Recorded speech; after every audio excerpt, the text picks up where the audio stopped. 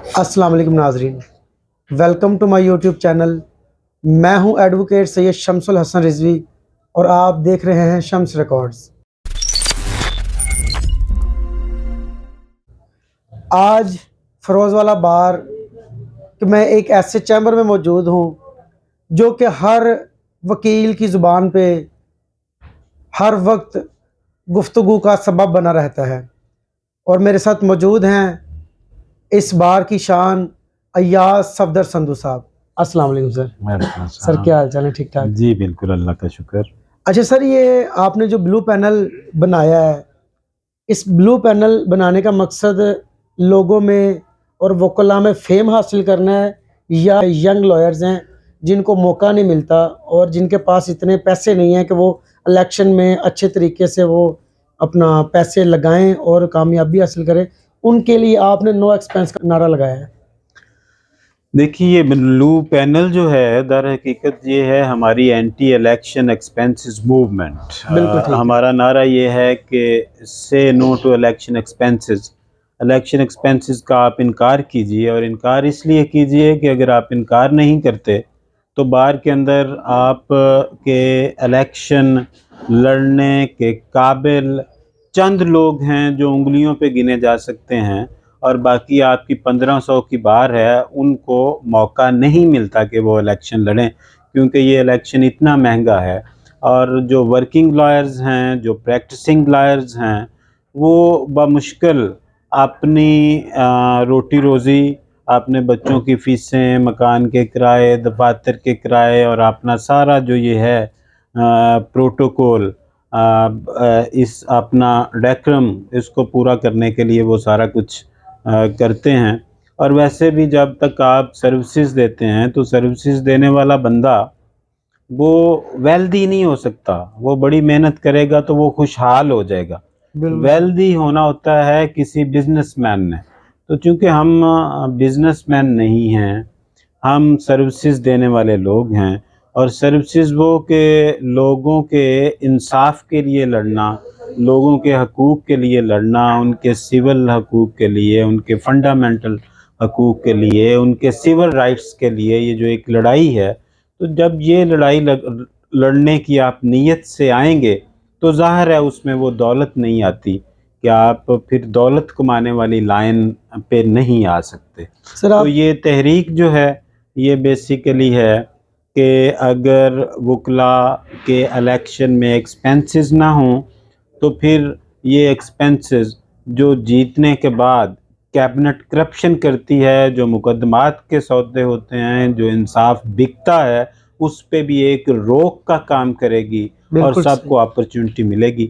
Basically ये तीसरा panel या ब्लू पैनल एक तहरीक का नाम है और उसका नारा है नो एक्सपेंसेस नो करप्शन।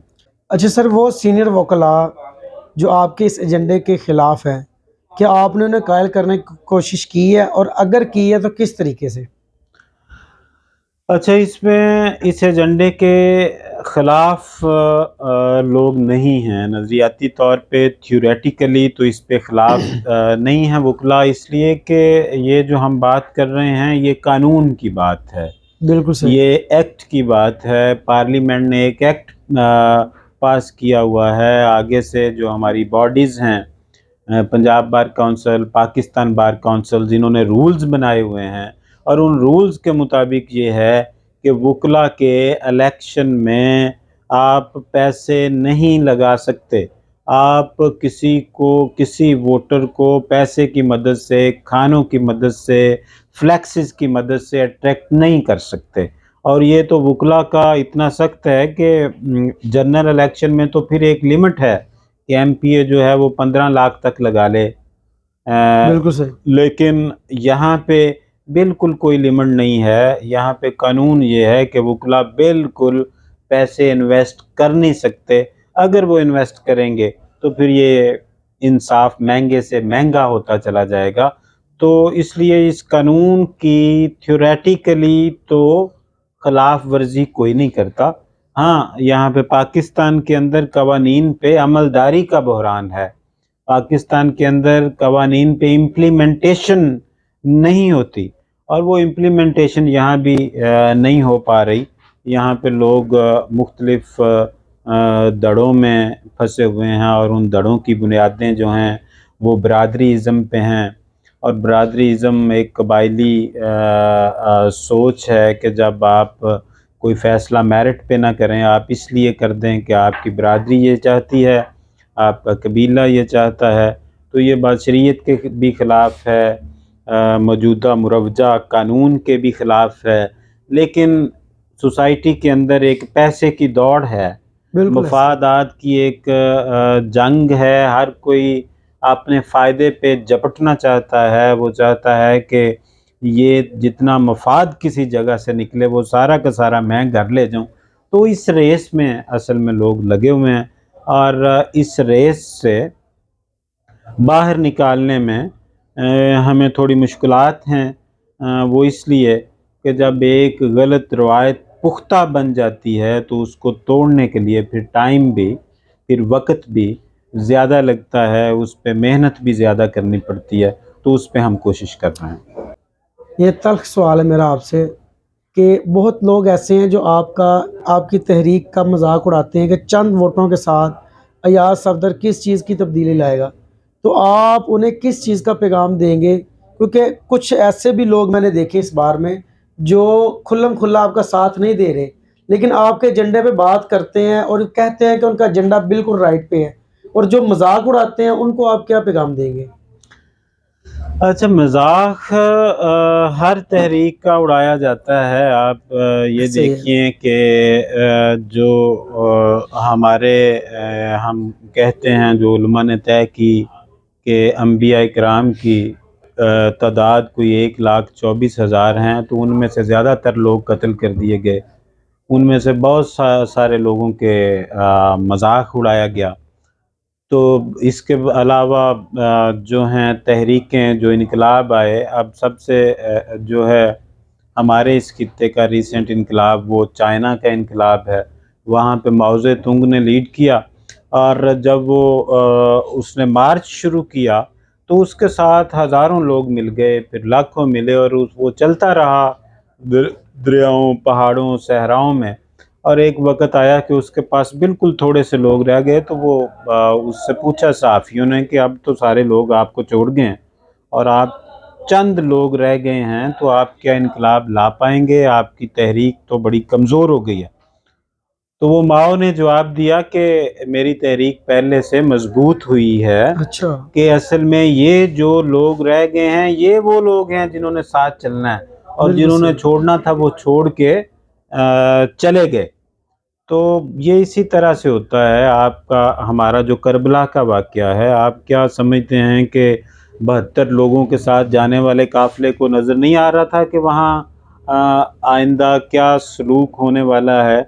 और जब जिस रात शमें बुझा दी इमाम हुसैन अलैहिस्सलाम ने कि जो जाना चाहता है वो छोड़ के चला जाए, तो ये ज़बरदस्ती के सौदे तो नहीं होते। बिल्कुल ज़बरदस्त बात ये है। तो आपके अंदर से तहरीक उठती है, जिसके अंदर से उठती है वो कायम रहेगा। जिसके अंदर ये तहरीक नहीं है, जो अपॉर्च्युनिस्ट है, जो अपने मफाद के लिए भागता है, तो वो मफाद परस्त जो हैं, वो एक तबका है जो इसका मजाक उड़ाता है। लेकिन हम उसको बर्दाश्त करते हैं, हमें उन पे कोई गिला नहीं है, इसलिए कि हम उनको उनका एक राइट मानते हैं, फंडामेंटल राइट, कि हर बंदे का हक है कि वो जैसा समझे कि वो अपना पॉलिटिकल कैरियर बना सकता है, उसको बनाए। तो ये मज़ाक जो हैं इस तरह के, ये तकरीबन हर सियासी तहरीक, हर रिफॉर्मिस्ट, हर रेवोल्यूशनरी के साथ ये एक पीरियड होता है, वो आता है और ये तहरीकों का हिस्सा होता है जिसे हम खंदा पेशानी से कबूल करते हैं। अच्छा सर, ब्लू पैनल की शक्ल में आप अपनी इस तहरीक को जारी रखेंगे? जी, वो है ना कि हम लड़ेंगे साथी, हम तो लड़ेंगे, हम इसको जारी रखेंगे और हम पूरी कोशिश करेंगे इसमें कि आपके और साथी मिले हैं? कुछ वकला ने आपका साथ दिया है? वकला में इसमें आहिस्ता आहिस्ता इजाफ़ा हो रहा है और उसमें ऐसा नहीं है कि कोई बल्क की सूरत में लोग आ गए हैं, लेकिन ये तहरीक जो है वो अपने असरात दिखा रही है। जैसे आपने पिछले साल देखा कि यहाँ पे तमाम फ्लैक्सेस वगैरह उतरवा दी गई, ये सारे कचहरी के अंदर होने वाले खाने बंद कर दिए गए, लेकिन जिन्होंने करना था उन्होंने बाहर जाके कुछ कर लिया। उस पर भी हम सोचते हैं कि इलेक्शन पे जो एक्सपेंडिचर्स हैं वो कम से कम हों। और फिर रिसेंटली आपने देखा कि बहुत सारे बड़े ग्रुप जो हैं उन्होंने भी इस बात को मानते हुए ये अपनी कोशिश की कि एक बड़ा तीसरा पैनल तश्कील दिया जाए कि जिसमें जो लोग ये समझते हैं कि कैंडिडेट सिर्फ वही होगा, इलेक्शन सिर्फ वही लड़ेगा कि जिसको हम जादू की छड़ी लगा देंगे। तो इससे आज़ादी के लिए बहुत सारे दोस्तों ने कोशिश की, उसमें से कुछ अभी कामयाब नहीं हो पाए, एंड वी होप सो कि वो अगले साल कामयाब हो जाएंगे। हम अपनी जद्दोजहद जारी रखेंगे। अच्छा सर, इस बार आप कोई अपना कैंडिडेट दे रहे हैं ब्लू पैनल की तरफ से इस इलेक्शन में? जी हाँ, इसके लिए हम मीटिंग कर रहे हैं कल। उसमें ब्लू पैनल के साथी और जितने ग्रुप्स हैं वो बैठेंगे और उसमें मशावरत में से कैंडिडेट दिया जाएगा। लेकिन मेरी राय यही है कि हम इस बार भी कैंडिडेट देंगे। बिल्कुल ठीक। अच्छा सर, आखिरी सवाल ये है कि ब्लू पैनल की शक्ल में यंग लॉयर्स को आप क्या पैगाम देना चाहेंगे? यंग लॉयर्स को मैं पैगाम देना चाहता हूं कि आप अपने इल्म पे भरोसा कीजिए, आप पढ़ के आइए। आप को अगर कोई केस मिल जाता है तो भाग के सदर, सेक्रेटरी और kabina की तरफ ना निकल जाइए, बिल्कुल ठीक। कोई जज के साथ तल्लक ढूंढने की तरफ ना निकल जाइए। आप अपने आर्ग्यूमेंट में भरोसा रखें, आप अपना आर्ग्यूमेंट ज़्यादा से ज़्यादा मैच्योर करें और यकीन करें कि यही सबसे बड़ी ताकत है एक वकील की। वकील की ताकत कोई ये उनकी कैबिनेट नहीं है, उनकी तंजीम नहीं है। वकील की ताकत कानून की किताब है और अपने केस के हवाले से कानून के मुताबिक जो दलील देता है वो उसकी ताकत है। जितनी वकील की दलील मजबूत होगी उतना वो वकील मजबूत होगा। जी नाजरीन, आपने सीनियर लॉयर अयाज संधू साहब की बातें सुनी हैं और इनके नज़दीक सबसे बड़ा कसूर बार का है कि वो ऐसे कैंडिडेट्स लेके आए कि जो आम हमारे जो यंग लॉयर्स आते हैं, बिलखसूस लेडीज़ जो हैं, ठीक है, जिनके पास और कोई सोर्स भी नहीं है कमाने का, तो उनके लिए कोई अच्छा काम करें। और ऐसे लोग आने चाहिए जो प्रैक्टिसिंग लॉयर हों, जिनको लॉयर्स के मसाइल का पता हो, ना कि ऐसे लोग कि जिनकी बैंक स्टेटमेंट बहुत ज़्यादा हो और उन्हें बाहर के मसाइल का ही पता ना हो।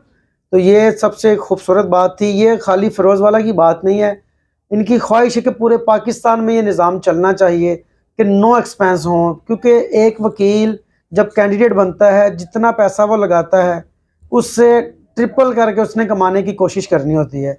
तो ये सिर्फ पैसे की दौड़ है, इसके अलावा कुछ भी नहीं है। प्रैक्टिस पीछे जाती जा रही है, जो हमारा इंसाफ है वो बिक रहा है, डीलें हो रही हैं। तो इन सब चीज़ों से हमें मावरा होना चाहिए और हमें अपनी अदालत, अपने कानून और अपनी प्रैक्टिस की तरफ तवज्जो देनी चाहिए। आपका इस वीडियो देखने का शुक्रिया। अल्लाह हाफिज़।